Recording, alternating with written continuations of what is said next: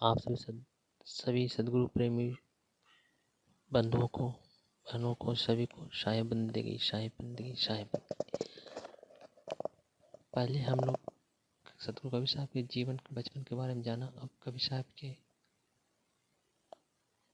लगभग 13 वर्ष की उम्र के बारे में, उससे आगे के बारे में जानेंगे। सतगुरु कबीर साहब जब पढ़ने को उनका हुआ तो वो स्कूल जाते तो पाठी पे राम राम लिखते, और जब अकेले रहते फिर ध्यान मग्न हो जाते। बच्चे लोग खेलते कूदते, सतगुरु कबीर साहब ध्यान मग्न बैठे रहते, चिंतन में लगे रहते। कभी गंगा घाट पर जाकर विचार में लीन रहते, सबों को चलते हुए देखते और सोचते एक दिन हमारा भी शरीर का चलना हो जाएगा। इसी तरह उनका बचपन बीत रहा था।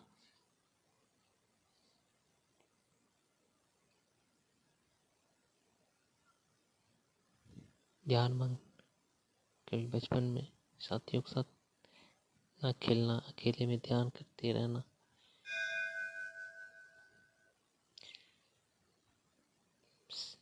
पढ़ाई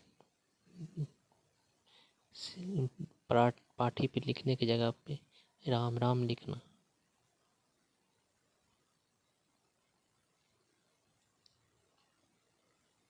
जब कबीर साहब और धीरे बड़े गए तो फिर उनके मन में एक गुरु के प्रति जिज्ञासा जाएगी कि जीवन का क्या होगा। तब उन्होंने गुरु रामानंद साहब जी के बारे में जान सुन रखा था, तो वो भी वैष्णव धर्म ये जुलाईपुर में होने के कारण रामानंद जी के पास गए, दीक्षा के लिए गए। लेकिन रामानंद साहब बोले कि मैं दूसरे कुल को, जुलाहिल को दीक्षा नहीं दे सकता।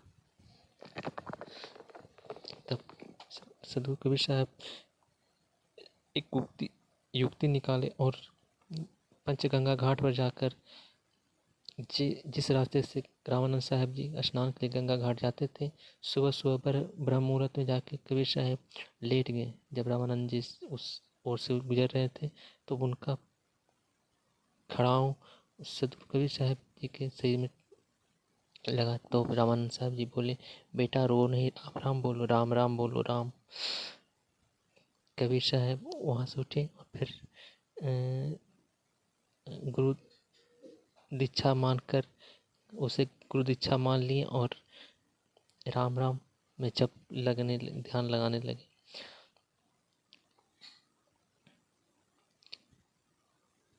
सभी लोग चारों तरफ से हल्ला हो, चर्चा फैल गई कि कबीर साहब एक जुलाहे को रामानंद साहब जी ने गुरु दीक्षा दिए, गुरु मंत्र दिए।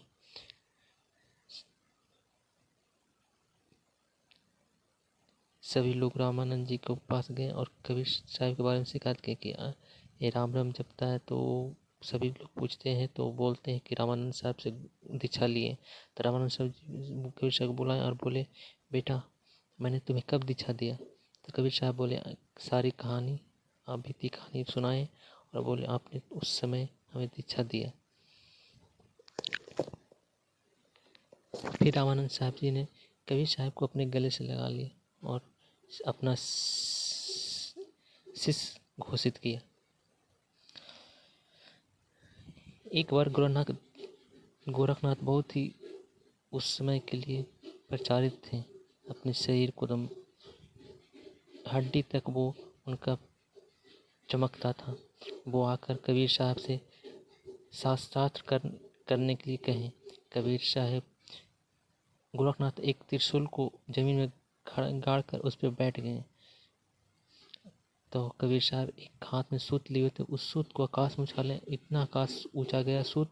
उस सूत पे जाकर कबीर साहब बैठ गए और बोले, गोरख चला शास्त्रार्थ कर। तो फिर गोरखनाथ बोले, नहीं अभी हार नहीं मानूंगा। फिर उन्होंने गोरखनाथ गंगा में मछली बन के मिल गए। तो कबीर साहब सहज रूप से उस मछली को बने गोरखनाथ को पकड़ लिए। फिर गोरखनाथ फिर भी हार नहीं माना, तो तीसरी बार वो फिर बोला कि आप मिलिए, हम खोजते हैं। तब कबीर साहब गंगा में गंगा जल बन गए, तो गोरखनाथ नहीं पकड़ पाया। फिर जब कबीर साहब प्रकट हुए तो बोले, तब गुरुनाथ हाथ मानकर गुरु को सदगुरु कबीर साहब के चरणों में शीश झुकाएं और गुरु माने। इस तरह सदगुरु कबीर साहब का विलसताएं थी।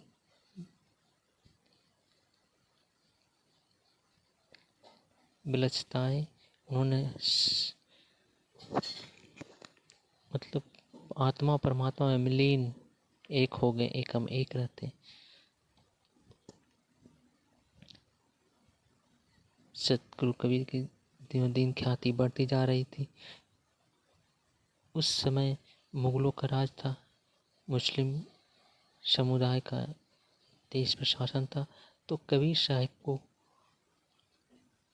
कुछ लोगों ने वहाँ के राजा सिकंदर लोदी को उनके बारे में चढ़ा बढ़ा के बोला। उसके सिकंदर के गुरु सिक्तकी कबीर साहब से जलते थे, और तब उन्होंने कबीर साहब को मृत्यु दंड देने के लिए कहा। बोला, एक काफिर होकर सबको उल्टा पुल्टा मतलब भरमाता है। तो सिकंदर लोदी ने कबीर साहब को पागल हाथियों से कुचलवा देना चाहा। जब कबीर साहब वहाँ ध्यान मस्त हो गए, तब 2 शेर आके उनके बगल में बैठ गया और कबीर साहब ध्यान मग्न थे। पागल हाथी जब देखा तो वो पीछे मुड़कर भाग गया।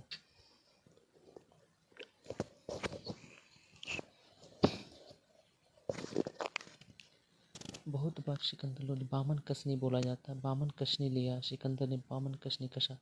फिर भी कबीर साहब मन मस्त मगन रहे, परमात्मा लीन रहे।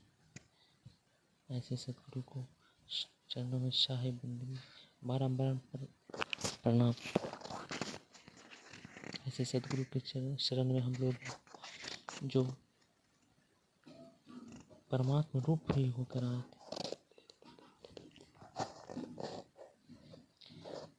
कबीर साहब इस धरा पर आकर हर जीव हर मानव का कल्याण किए।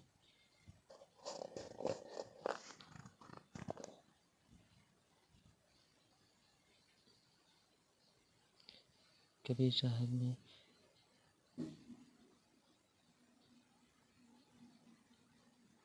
हर कष्णी को इतनी सहज से स्वीकार करते हुए, सहज से करते हुए भी उन्हें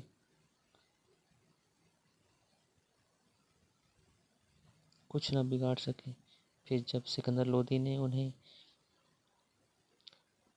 गंगा के बीच में ले जाकर पत्थरों से कबीर साहब को बांधकर सिकड़ों पत्थरों से बांधकर उन्हें बीच गंगा जल में डुबा दिया गया।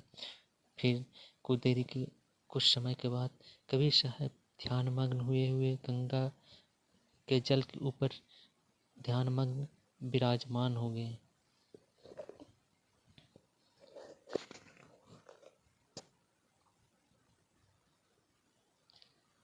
ऐसे सदगुरु कबीर साहब थे।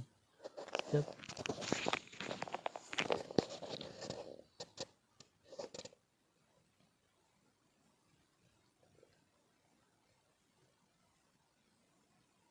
कबीर नाम सबसे बड़ा विचार, यथा नाम तथा जीव है जाने जाना।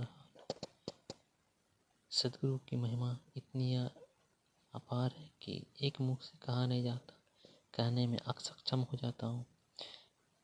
ये अब गुरु माँ के द्वारा बनाया गया दीवार भित्ति में कबीर जीवनी है, जो सभी को प्रेरणादायी है। इस तरह गुरु माँ ने इसका निर्माण कराया।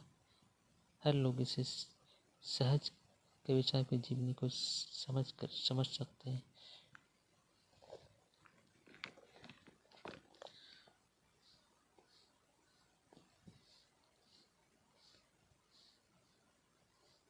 इसके बाद सिकंदर लोदी ने फिर कबीर साहब जी को और भी परीक्षा लिए। फिर उन्हें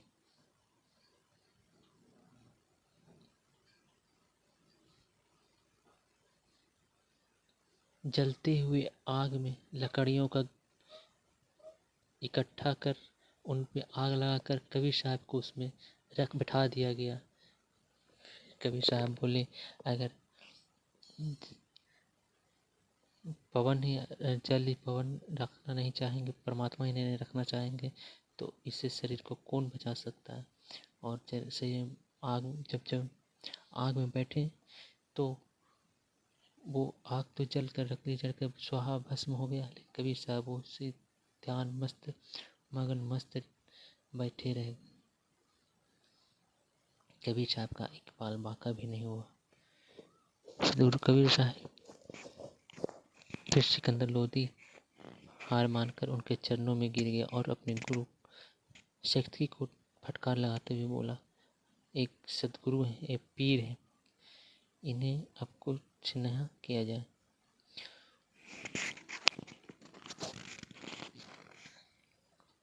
सदगुरु कबीर साहब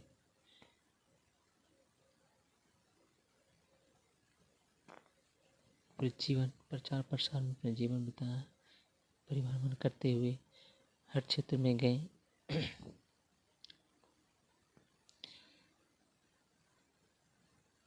जब सदगुरु कबीर साहब की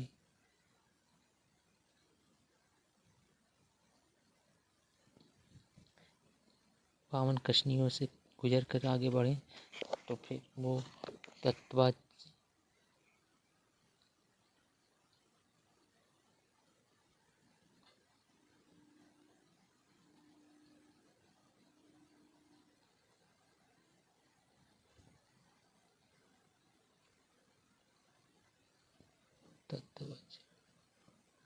जय जय सत कबीर बोलो, जय जय सत कबीर, जय जय सत कबीर बोलो, जय जय सत, जय जय सत। आप लोग इस कहानी को सुने। अब इसके बाद अगले अध्याय में हम लोग जानेंगे सदगुरु कबीर के जीवन की अगले कड़ी। इस चैनल पर सब्सक्राइब करें, लाइक करें और शेयर करें। आप सभी को हर्ष विधि साहब जी की तरफ से शाहे बंदगी, शाहे बंदगी, शाहे बंदगी। आप सबको ये पसंद आया तो सब्सक्राइब और लाइक शेयर जरूर करें।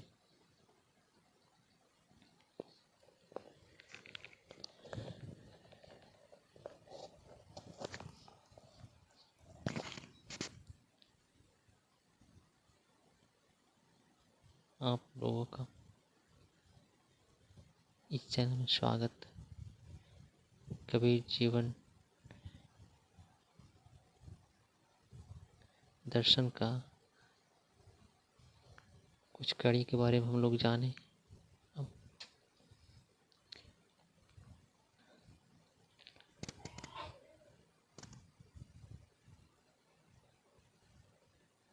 प्रेम से बोले सदगुरु कबीर साहब की जय, सदगुरु कबीर साहब की जय, सदगुरु कबीर साहब की जय, सदगुरु माँ की जय, सरकार प्रभु जी की जय, गुरु गोविंद की जय। शाहे बंदगी, शाहे बंदगी, शाहे बंदगी।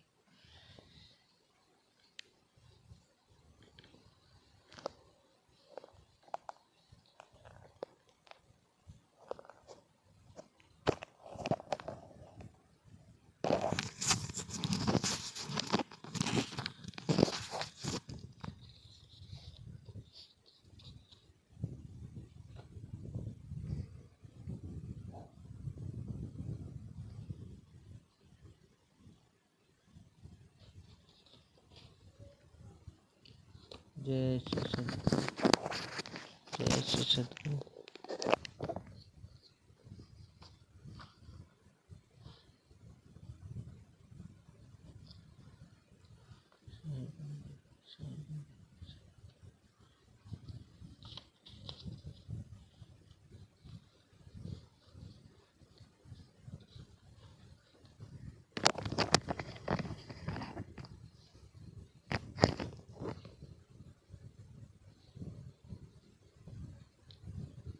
ओम श्री सद्गुरु परमात्मा ने नमः। जय श्री सद्गुरु। शाही बंदगी, शाही बंदगी, शाही बंदगी।